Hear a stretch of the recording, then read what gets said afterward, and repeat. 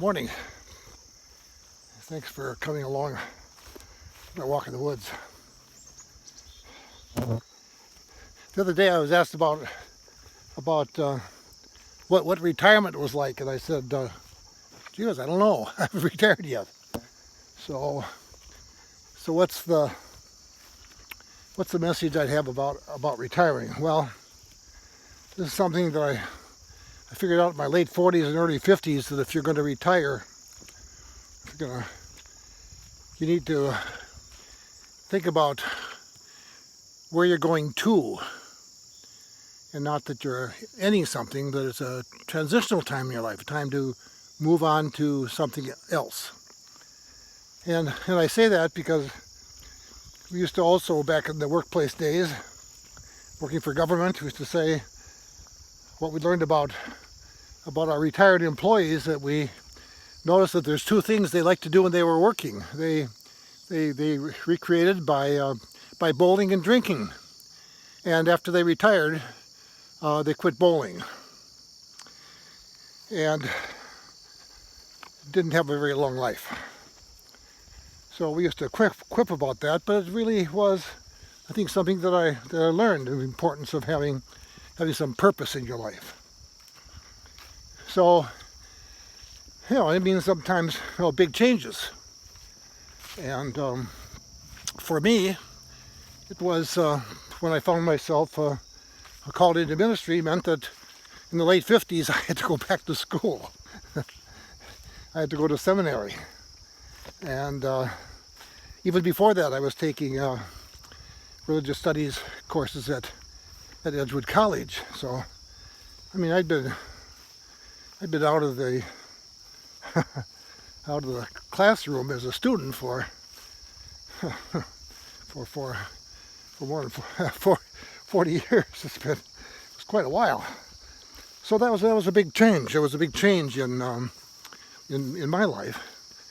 And then when year 2000 came up and Sabina was still working, I said, well, let's dig in the bucket list. And back in my Marine days, I was a recon Marine, and was trained as a parachutist, and also not just in static line, but in free fall. And before I left the Marines, I think I did about, in addition to my static line jumps, 4 or 5 free falls, and I really liked that.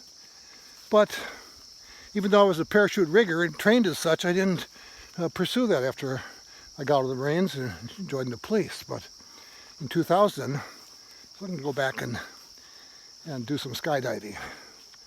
And I really enjoyed that over the course of the years. It was good because Sabina was still working, and so I still had a little bit of time, and so we had some great adventures with skydiving. I was able to make around 200 jumps and really enjoyed that. And then after she retired, and wanting to spend more time with her, then I sort of retired from skydiving and went from full-time pastoral duties at the church in Portage to part-time in North Lake. And I also took up martial arts. I studied Aikido for a while, and currently, until the pandemic, was studying the Japanese sword. So those are the kind of things that I think that we must do to keep active. Now, maybe some people don't need to do all that. Maybe sitting around, barbecuing and talking to the neighbors is okay.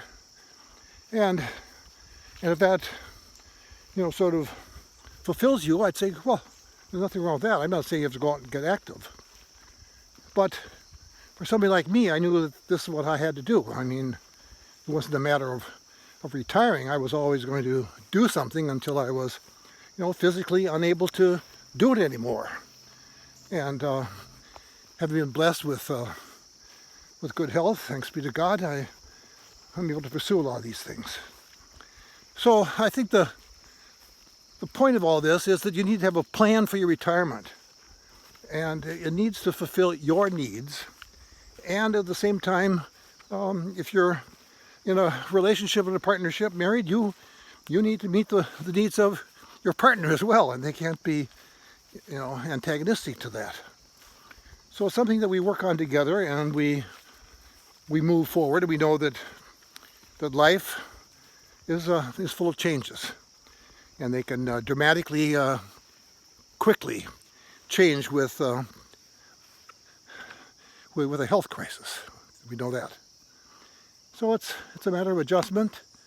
It's a matter of also, feeling good about what you're doing, that you're somehow helping out in the whole system that we're in. Okay, so that's my piece. This week got a cut off yesterday. Ran out of battery or memory space on my iPhone, but finally got it up and running. So have a great day. God bless.